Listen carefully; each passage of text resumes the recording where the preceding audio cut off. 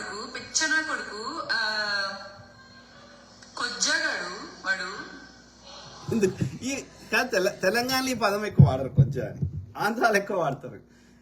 నాకు అర్థం ఏంటంటే ఫస్ట్ లో నేను అనుకునేది ఏంటంటే వాడు తేడా బిహేవియర్ ఉంది, లేకపోతే వాడు ఏమంటారు గేట్ అయిపోయి అట్లా అనుకున్నా కొజ్జా అంటే. కాదు, అది కాదంట.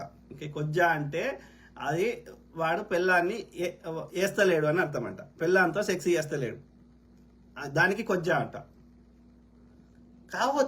కావచ్చు కానీ పెళ్ళాంతో వాడు సెక్స్ చేయకపోవడానికి కారణము నాట్ బికాజ్ వాని కోరిక లేకపోవడు కాదు, నాట్ బికాజ్ వాని యొక్క సెక్స్ ఓరియంటేషన్ మారిందని కాదు, నీకు వానికి మధ్యలో మనస్పర్ధలు వచ్చినాయి అని అర్థం.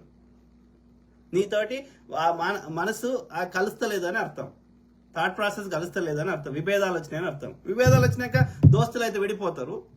ఇది చట్టం ఉంది, దీనికి చట్టం ఉంది, దీనికి ఇది ఒక పద్ధతి ఉంది కాబట్టి విడిపోకపోవచ్చు. కానీ వాటిని